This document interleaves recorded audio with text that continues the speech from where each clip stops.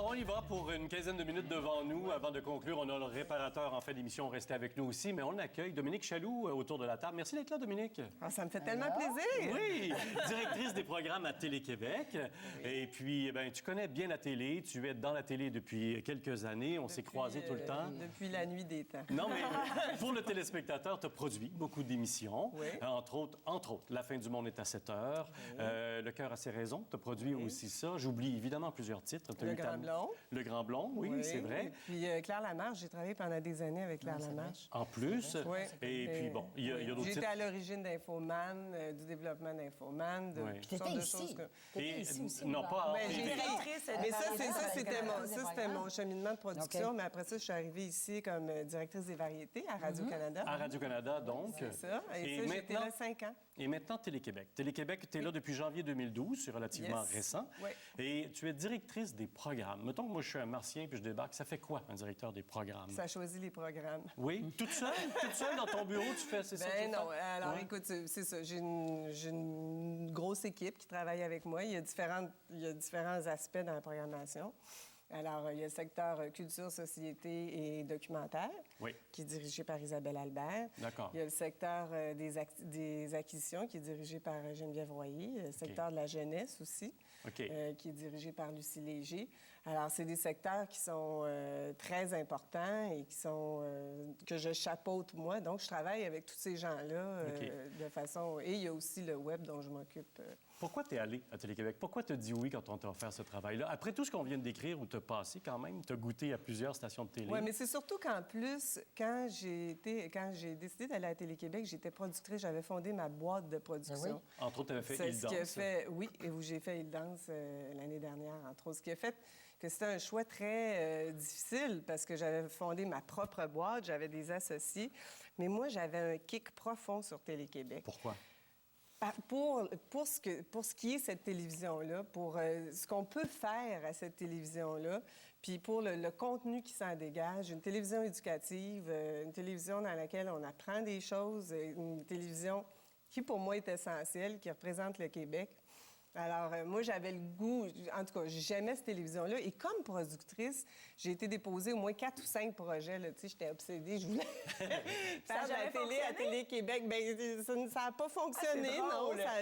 Donc, tu as goûté à se faire dire non à des projets. C'est quand même vraiment ironique de proposer 4 projets ou 5 projets à une chaîne qui sont refusés et là, de se retrouver à la tête de cette chaîne-là. C'est comme si je vais acheter la compagnie. Mais alors, quand l'offre est arrivée, j'ai fait « Oh, mon Dieu! » Et on sait tous que dans notre milieu, quand un train passe, il faut embarquer. Tu as raison. C'est quoi les défauts de Télé-Québec? On entend...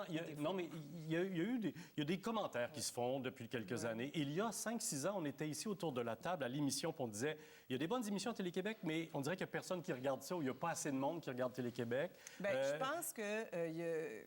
Puis il y a des trucs très sérieux, très austères autour de trucs qui pétillent aussi. Il n'y a pas tant de choses sérieuses et austères, honnêtement. Mais il y a eu ça dans l'histoire de Télé-Québec. Dans l'histoire, mais si on parle actuellement, ou quand moi j'ai décidé d'aller à Télé-Québec, je pense qu'il y a plein d'excellentes émissions à Télé-Québec. C'est juste que les gens ne pensent pas à y aller. Non, c'est ça. Et moi, ce que je me suis donné comme mandat, c'est de mettre Télé-Québec dans la tête des gens, qu'on en entende parler, d'amener des têtes d'affiche à Télé-Québec, d'amener des gens... Parce que les gens, ça leur tente de venir à Télé-Québec. Il faut juste les convaincre, il faut qu'ils me fassent confiance.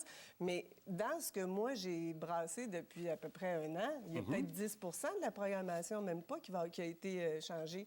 Le reste, il y a 90 de la programmation qui est là, qui est excellente et qui chaque fois qu'on écoute une émission à Télé-Québec, on se couche le soir moins innocent. Et ça, c'est les codes d'écoute ont augmenté sur même les valeurs sûres, là, un peu, là, comme les Belles et Bombes qui sont là depuis des années.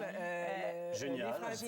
Les Francs-Tireurs. Les codes d'écoute sont à la hausse pour à peu près 5-6 émissions. Depuis l'automne. Depuis l'arrivée. Depuis ton arrivée. Mais ça, honnêtement, Ça n'a rien à voir avec moi. Là. C'est des émissions qui sont là depuis des années. Mais est-ce que ça a rapport avec le fait que Marc Labrèche et Anne Dorval soient arrivés à Télé-Québec, par exemple? Moi, je pense que quand on a amené Marc avec les bobos, Marc et Anne, je pense qu'il y a eu énormément de mouvements médiatiques et ça a donné le goût aux gens de venir voir ça a mis l'éclairage C'est vers une Télé-Québec. interprétation que j'ai. Sauf que analyser des codes d'écoute en télé, c'est complexe. Fait que, il y a peut-être bien d'autres facteurs qui entrent en ligne de compte. Il n'y a pas un facteur aussi que... Tu sais, moi, j'ai eu la responsabilité de Télé-Québec dans une autre vie. Et c'est sûr que le gouvernement se demande toujours, bon, ben là, qu'est-ce qu'on fait avec? Là, tu regardes par rapport au code d'écoute. Puis je pense que gouvernement après gouvernement, après s'être posé la question, c'est dit, comme tu dis, c'est une télévision qui est nécessaire. Maintenant, il faut la faire évoluer. Puis c'est une télévision où on prend des risques. Et ça, là-dessus, Télé-Québec a toujours fait ça. Tu prends des risques, alors que d'autres télévisions n'osent pas en prendre. Mais je pense qu'il y a aujourd'hui une opportunité pour Télé-Québec. Pourquoi? À cause de la prolifération plutôt des réseaux. Parce que là, les gens vont shopper, font du shopping. Ah, mais ça, c'est vrai pour toutes les stations de télé. Tout à fait. Alors là, tu te mets... Puis je me demande si c'est ça que tu fais. Tu te mets dans la circulation. Puis aujourd'hui, là, les gens vont shopper. Peu importe la chaîne. De là, l'importance d'avoir des bonnes têtes d'affiche. D'avoir des têtes d'affiche, mais de faire aussi de la télévision audacieuse. C'est ça. Ce que moi, j'aime. Oui. Oui. Moi, j'aime ça, vivre dangereusement, parce que quand on fait de la télévision audacieuse, on vit dangereusement. On peut avoir des beaux succès, mais on peut avoir des méchants flops. Qu'est-ce qu'on fait avec des flops? Puis ça, c'est pour tout le monde. Ça nous arrive tous, puis on en a eu tous dans nos carrières. Là, genre, là, parce que, tu sais... Flop, en tout cas, c'est peut-être un mot sévère. OK, bien, c'est peut-être sévère, là. OK, c'était pas un flop. Je dirais pas que Bar ouvert est un flop. OK. Moi, je pense que Mais c'est c'est une Christian émission... Bégin qui l'a souvent dit, là, Oui, aussi, mais... Ben, en blague. la là. vie On nous disait- arrive. Si on veut avoir Ici, là. d'autodérision, mais c'était quand C'est même une émission audacieuse, Ah, mais nous, différente, en tout cas, tout à moi, fait. personnellement, je me rappelle la première fois, Oui. on avait beaucoup aimé ça, là. que j'ai retiré des ondes, mais ça a pris tout mon petit change parce que j'aurais beaucoup aimé la garder et j'aurais aimé lui donner la chance de faire une autre année. Mais j'avais le projet des bobos. À un moment donné, il faut faire des choix. Il y avait de l'argent puis tout ça. Mais non, moi, chapeau à la gang de Bar ouvert, puis chapeau à Christian Bégin et chapeau à ceux qui font des essais comme ça puis qui font des émissions différentes puis qui ont le courage de faire des choses différentes. Ce qui est très dur là-dedans, c'est la critique. Puis quand il y a des critiques, c'est très déstabilisant, autant pour les diffuseurs que pour les artisans. Et ça, c'est des fois ce qui empêche que les émissions puissent continuer, puissent avoir une deuxième chance pour C'est parce faire que une tout le autre monde dit année. bon, allez-y, puis foncez, Audacieux, faites des choses audacieux. Puis là, quand il y a quelque chose d'audacieux... Tu fais, ben là, non, regarde, ça marche pas. Là, Puis là, c'est pas bon, puis tout ça. Et puis, alors, ça, à ce niveau-là, il faut vraiment être fait fort. Et puis, il faut soutenir les équipes, puis il faut être capable de continuer. Là, tu sais, mais- Oui, il faut être fait fort pour aussi arrêter un show, comme tu le décris un peu, et de dire non. Comment ça marche? Pourquoi on dit non à un projet? Pourquoi on... Tu veux dire non à un projet ou arrêter un show qui... Non, un projet. Un projet qui est là sur papier, peut-être en pilote. Et là, tu as Dominique Chaloux dans un bureau puis qui a dit, bon, je suis dans mon char, puis je suis chez moi, puis j'y pense. Faut que je dise non. Pourquoi on dit non? Ben, mon Dieu, c'est parce qu'on pense pas que ça va être bon. Je veux dire, tu sais, on regarde tous les éléments, on met ça tout ensemble, et puis on est plusieurs. Là. C'est pas moi tout seul, évidemment, dans mon bureau. Oui. Mais on analyse ça, puis au meilleur de notre connaissance, parce que, Seigneur, qu'on n'a pas la vérité infuse. T'as raison. Et on se trompe souvent. Mais, à un moment donné, on doit prendre des décisions, puis on y va au mieux de notre connaissance. par rapport au budget et la grille aussi. Oui, là. c'est ça. Puis moi, étant maintenant plus vieille et ayant moi-même eu beaucoup d'audace, risqué beaucoup de choses, mettre péter la gueule sur une coupe d'affaires, maintenant, je fais des pilotes. OK. Et quand je suis moins certaine, quand il y a des choses qui sont plus... je fais des pilotes, on les essaye. Puis comme ça, je vois avant d'aller en ondes. Mais comme il y a eu un pilote dont on a beaucoup entendu parler, puis on a même vu des extraits, c'est celui de Deux hommes en or. Là, depuis une semaine, on parle beaucoup de Télé-Québec à cause du retour de Benoît Dutrisac au Franc-Tireur. De Martin Picard. De Martin Picard et de sa cabane, mais surtout de ces deux gars-là. Ces deux gars qui sont déjà à la chaîne. Et qu'est-ce qui a fait que ce pilote-là était accrocheur et qu'on en fait une émission là, qui s'en vient? La chimie entre les deux gars. C'était... Moi, c'est un tandem... Puis moi, je suis très instinctive, hein? Fait que, pour moi, aller expliquer là, de façon philosophique là, pourquoi je vais avoir programmé telle affaire et puis tout ça, ça va être bon? Ça donne une émotion? C'est ça. Moi, Feeling, j'ai un feeling. expérience. Et pour moi, dans ma tête, Patrick Lagacé et Jean-Philippe Autier, tout de suite, ça faisait « Ah, wow! Ah, ouais? Oui. Ah, moi, c'était Tu comme... vois, moi, là... c'était l'inverse. Quand j'ai vu les deux, j'ai fait je suis pas sûre. Mais là, non. Mais je te jure, juste à regarder un, là, puis à regarder l'autre, puis les avoir vu évoluer, je me suis dit, il y en a un qui est peut-être trop. En tout cas, on dit en anglais genuine par rapport à l'autre. Puis je n'étais pas certaine. Mais là, si tu me dis, tu vois, tu me surprends en me disant ça, là, j'ai hâte de voir. Là. Mais on est 8 millions de Québécois avec son opinion sur chaque émission clair. aussi. Olivier. Et puis quand on voit Jean-Philippe Vautier avec Patrick Lagacé, et aussi, vous l'avez dit, Marc Labrèche, Anne Dorval, Ramener Benoît Dutrisac au Franc-Tireur. Christian Charette aussi. Il y a une espèce de vedettariat, il y a une espèce de système de vedettariat qui va s'installer, qui semble s'installer à Télé-Québec. Est-ce que c'est pour vous une manière de faire la compétition avec Radio-Canada ou TVA? Parce que quand on regarde Télé-Québec est supposé d'être une télé généraliste, comme ces deux gros joueurs-là qui se livrent des batailles de titans. Où Télé-Québec se place par rapport à ces deux-là? Comment vous la voyez, cette compétition-là? Non, moi, je suis absolument pas en compétition avec Radio-Canada, TVA ou quoi que ce soit. Ou V. D'aucune façon. Au contraire, je fais de la contre-programmation par rapport à ce qu'ils font. Et quand j'amène des gens comme Christiane Charette, Marc Labrèche, premièrement, Marc Labrèche, c'est dans un projet qui aurait probablement pas pu voir le jour ailleurs. C'est très pointu, les bobos, tu sais. C'est tellement bon. Alors, tu sais, donc, c'est différent. Moi, j'amène ces têtes d'affiche.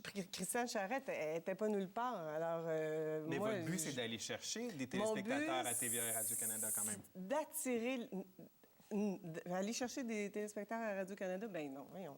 Ce que je pense faire baisser Radio-Canada. Toi, ton but, c'est d'attirer des gens. Moi, mon à but, c'est Télé-Québec pour d'attirer Télé-Québec. l'attention sur Télé-Québec pour que les gens regardent Télé-Québec at large, pour que les gens découvrent la qualité de cette chaîne-là. Puis c'est ça, mon but. C'est qu'à un moment donné, on en entend parler. Bon, il y a du Trisac qui revient. Il y a Christiane Charette qui va être là.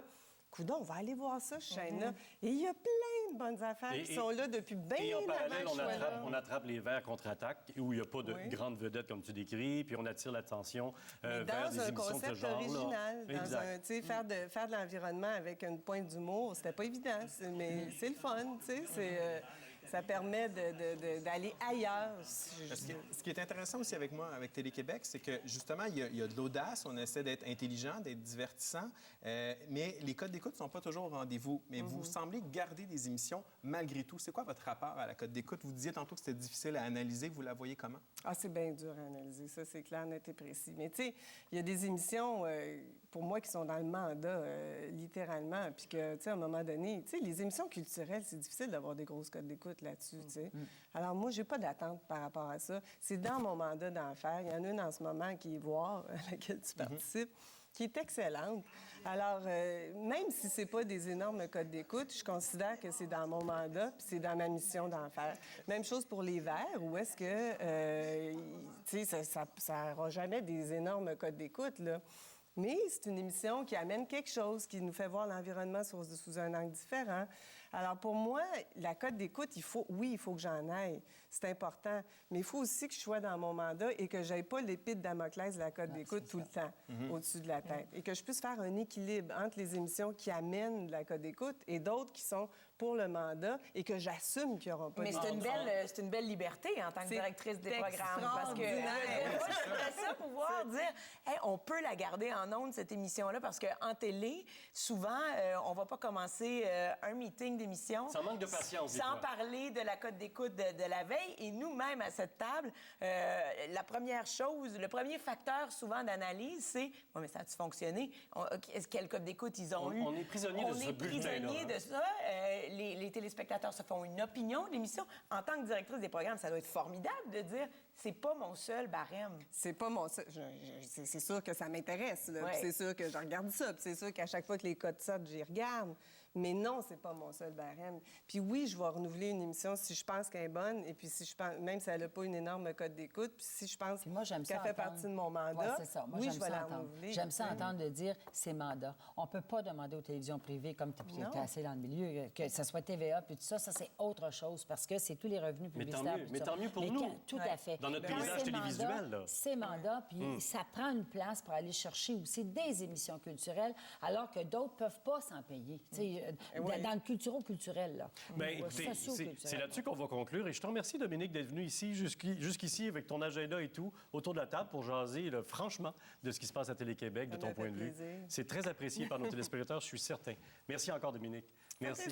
On a le réparateur, nous, dans quelques minutes pour conclure notre édition. Bien, restez là.